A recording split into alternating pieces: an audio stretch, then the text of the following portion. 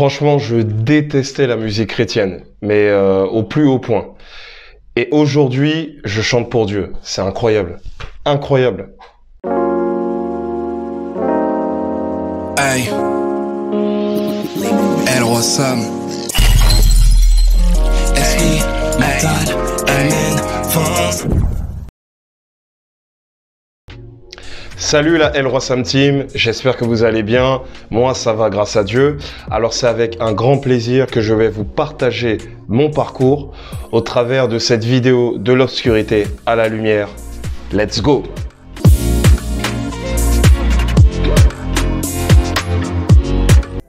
Pour ceux qui ne me connaissent pas, je me présente El Roi Sam, artiste gospel d'origine guadeloupéenne et martiniquaise, né à Bondy, ayant vécu en région parisienne. À l'époque, avec mes parents et surtout ma mère, on allait à l'église tous les dimanches puisque je suis issu d'une famille chrétienne. Donc j'allais à l'école, on jouait au foot, activité aussi. Donc ça a été des moments chaleureux, joyeux avec mon frère et ma sœur. Donc j'ai quitté l'Île-de-France à l'âge de 14 ans. Donc nous sommes partis en Guadeloupe. Et à ce moment-là, ça a été un choc au niveau des habitudes. Forcément, puisque on changeait de cadre de vie, on changeait de cadre au niveau, comment dirais-je, de la famille, c'est-à-dire on s'est retrouvé dans un environnement complètement différent, le soleil, comment dirais-je, de nouveaux amis, de nouveaux liens, une nouvelle famille en quelque sorte. Donc au début ça a été un peu compliqué pour s'habituer à tout ça. Cependant, je connaissais quand même la Guadeloupe puisqu'on y allait pendant les vacances.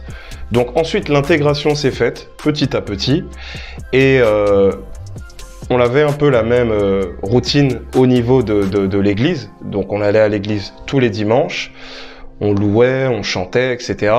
Et je me rappelle qu'à cette époque, je détestais la musique chrétienne. Vraiment, ça me mettait hors de moi, c'est-à-dire que j'étais là sans être là.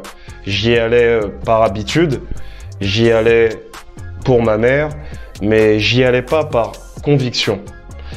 Et à vrai dire, c'est un univers qui me plaisait pas forcément, puisque je croyais en Dieu, mais je voyais pas l'intérêt d'aller à l'église. Je voyais pas l'intérêt de chanter, de louer Dieu, et surtout, j'étais pas trop fan du style des cultes, des musiques, que je trouvais ça un peu ringard, un peu vieillot, et clairement je m'ennuyais, littéralement je m'ennuyais. Et il est vrai qu'à cette époque j'étais beaucoup plus proche du rap mondain. J'étais un grand fan de rap mondain, j'étais un grand fan des clips, etc.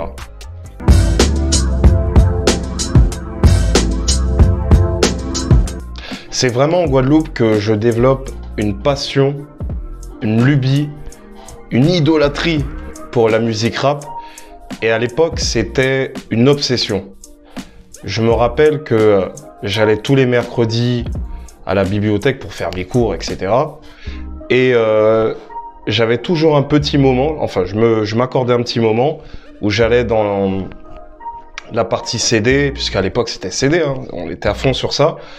Et à ce moment-là, je me suis fait tous les classiques du rap français, mais vraiment tous les classiques.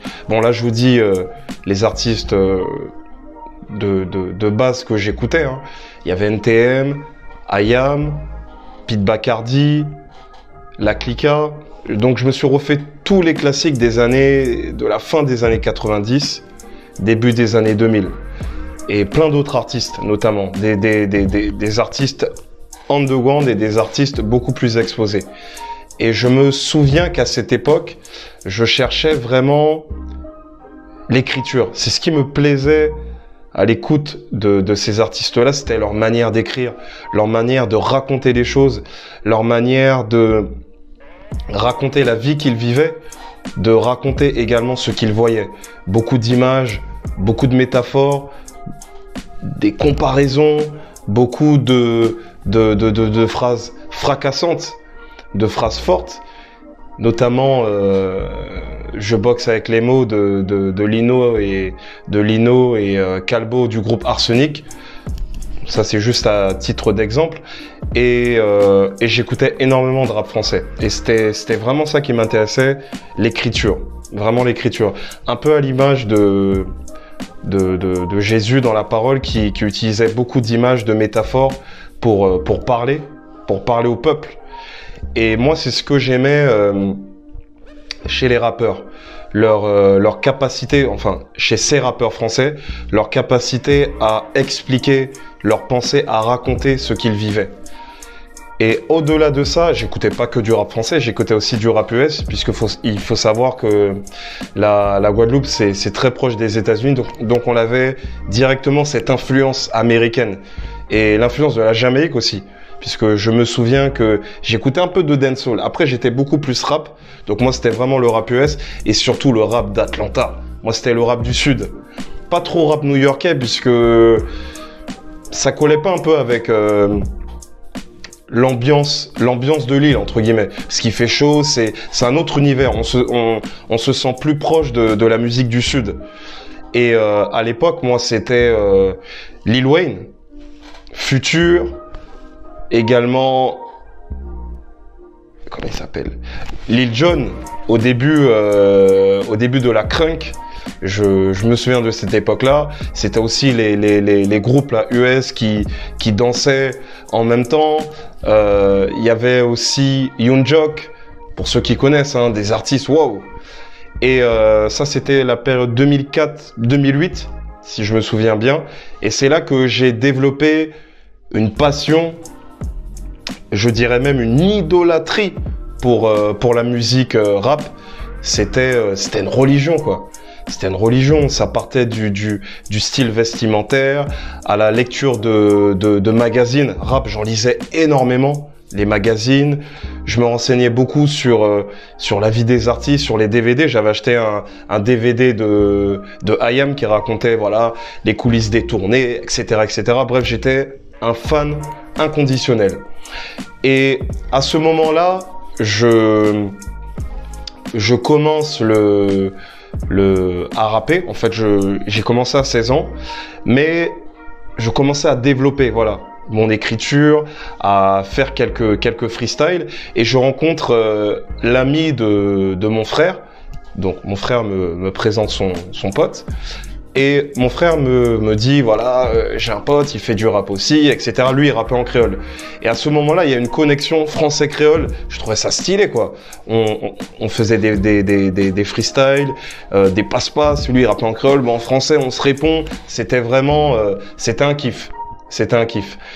Et c'est à ce moment-là qu'on décide d'approfondir, d'aiguiser notre style et de penser à pourquoi pas créer un groupe. Et de là, je rencontre un autre ami de la fac et un quatrième pote et on fonde le groupe Big Bang Click. Donc, c'est là que tout a commencé. On a fait des scènes, on a participé au Trophée des Arts Pointois à Pointe-à-Pitre en Guadeloupe. Et de là, quelque chose s'est passé. Surtout le jour où on a remporté ce concours.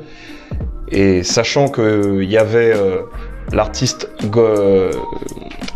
dancehall Chris, voilà, l'artiste dancehall Chris qui a plébiscité, voilà, notre talent au final, et on a remporté ce concours.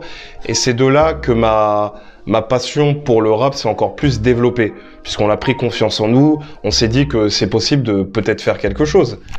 Donc j'ai fait avec mon groupe des scènes, on l'a également fait un single, et ma passion pour le rap s'est multipliée. On a continué donc à travailler l'art, à aiguiser notre art et à pourquoi pas envisager une carrière.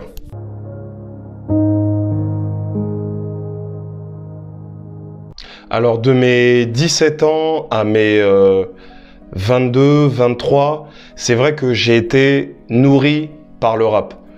Quand je dis nourri par le rap, je parle au travers des clips, au travers du style vestimentaire, et tout ça a constitué mon identité. Je parle vraiment au tout début, a constitué mon identité dans ma manière de voir la femme, dans ma manière de voir la vie, dans ma manière de considérer toutes les choses en fait. Et c'est vrai qu'à l'époque, j'étais dans cette obsession, dans cette envie de percer, d'avoir de l'argent, des femmes, d'avoir la vie de rêve, quoi.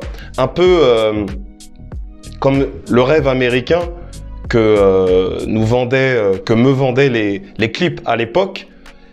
Et je désirais être comme eux, voilà, les ressembler, être dans ce côté bling bling, comme on dit, dans ce côté fantasme d'une vie idéale un peu. Et c'est vrai que quand je quitte la Guadeloupe, c'était vraiment dans cette optique-là, c'est-à-dire dans l'optique de percer dans le rap, dans la musique, de changer de vie, mais c'était également pour mes études, puisque je devais continuer mes études. Et j'arrive là-bas, donc je poursuis mon Master 1 et mon Master 2. Et à cette époque, mon partenaire de groupe, Weasel, lui également était en France. Et on a continué à faire des freestyles, voilà, pour essayer de maintenir la flamme, en quelque sorte, et de se faire connaître.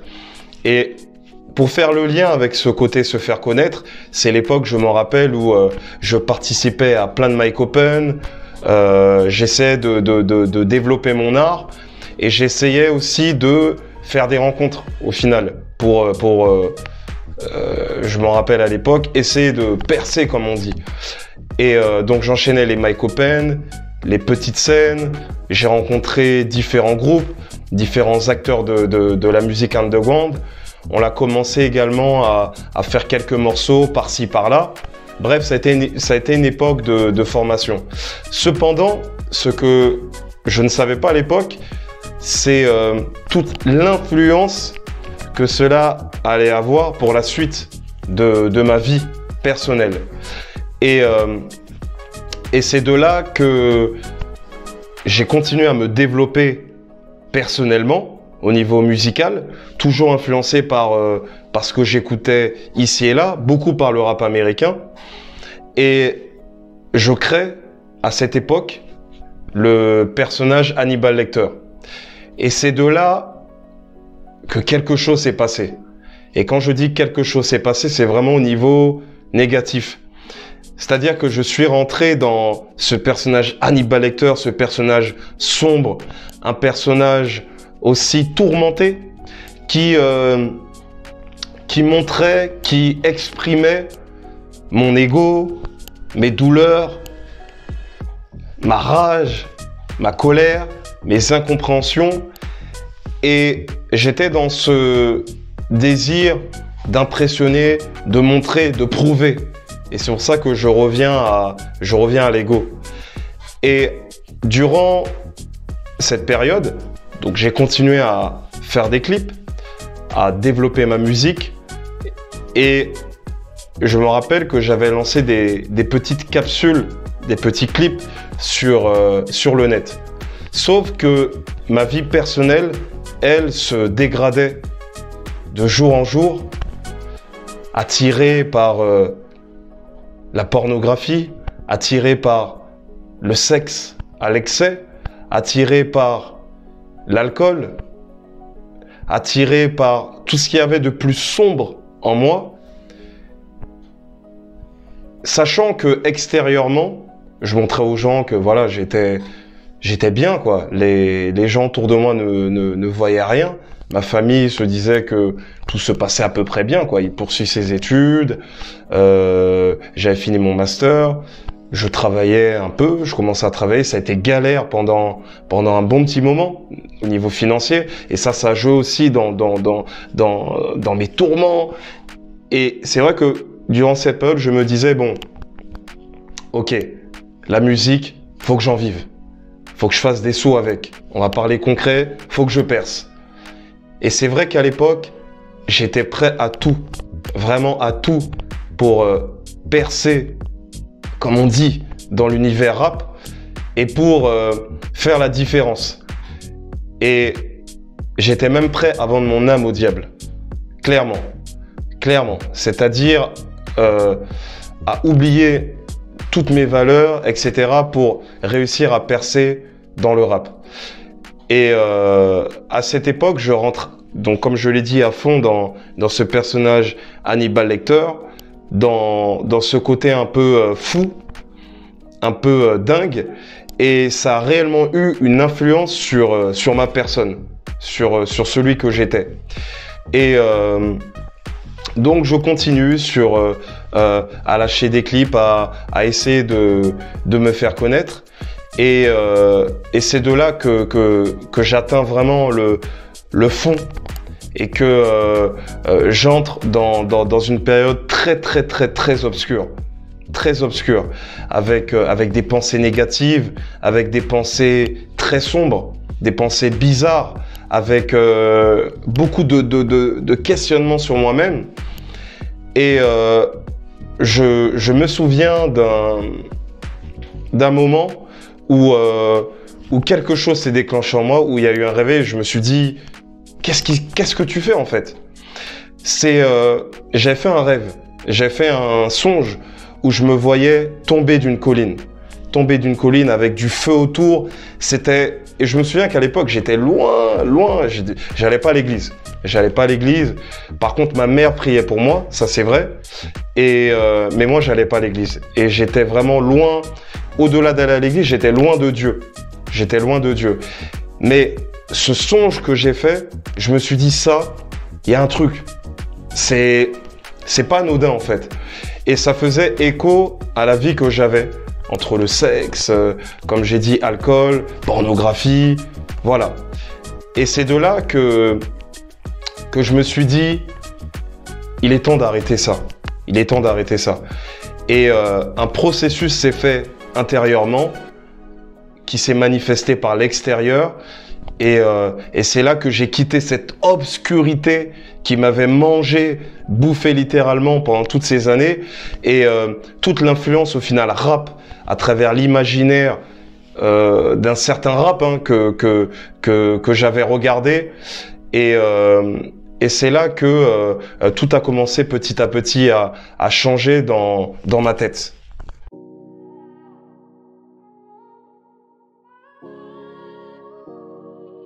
Suite à ce rêve où j'ai été véritablement choqué, j'avais la conviction que c'est Dieu qui me parlait et qui me disait « Si tu continues comme ça, tu vas vers l'enfer ».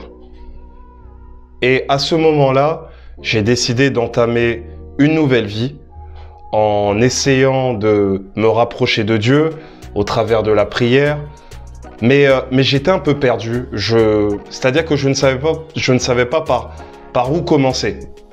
Et un jour comme ça, j'allais faire mes courses, et une personne m'a passé un tract pour une rencontre à l'église qui était prévue un dimanche. Et je me suis dit, vas-y, ça te coûte rien. Tu pourras peut-être rencontrer de nouvelles personnes, apprendre des choses et surtout te rapprocher de Dieu. Et c'est là que tout a commencé. À ce moment-là, quand je vais à l'église, je reçois une claque au travers d'un message. Et ce message m'a vraiment bouleversé. Ce message m'avait touché. Et ça m'avait vraiment motivé à revenir à Christ et à me baptiser. Et dans cette église où je sers encore aujourd'hui, j'ai découvert une nouvelle vie avec Christ au travers de la louange, à partager avec les frères et sœurs, à chanter, à louer Dieu. Et franchement, c'est incroyable. puisque moi qui n'aimais pas la musique chrétienne, qui me voyait même pas le servir, j'étais vraiment à 10 000 lieues de m'imaginer qu'un jour, moi, je me retrouverais dans une église à écouter les prêches, bref, à mener ma vie avec Christ. Et là, un changement s'est opéré en moi et j'ai commencé à grandir avec lui, à me rapprocher de lui, à comprendre sa parole. Et petit à petit, mes addictions liées à l'alcool, liées à la pornographie, liées au sexe, partaient. Et Dieu me parlait de plus en plus quant à la marche que je devais suivre. Mais ça n'a pas été évident. Ça n'a pas été évident et ça m'a demandé beaucoup de persévérance. Ça m'a demandé également une remise en question sur moi-même, des erreurs. Je suis également retombé un moment, j'ai dû me relever et ça a été un combat. Ça a été un combat contre moi-même, notamment par rapport à la pornographie. J'en parlerai dans une vidéo plus en détail. Et ça a été un combat contre moi-même pour ressembler de plus en plus à Christ et pour quitter au final mon ancienne personne, mon ancien moi. Et c'est de là que, au niveau de la musique, j'ai commencé à découvrir le rap chrétien. Je ne savais même pas qu'il y avait du rap chrétien. Par exemple, j'ai découvert différents styles donc dans l'univers chrétien, puisque ces artistes-là étaient intervenus dans mon église. Donc ça a été vraiment quelque chose d'incroyable, de magnifique, de voir qu'il y avait qu'on pouvait louer Dieu sur différents styles.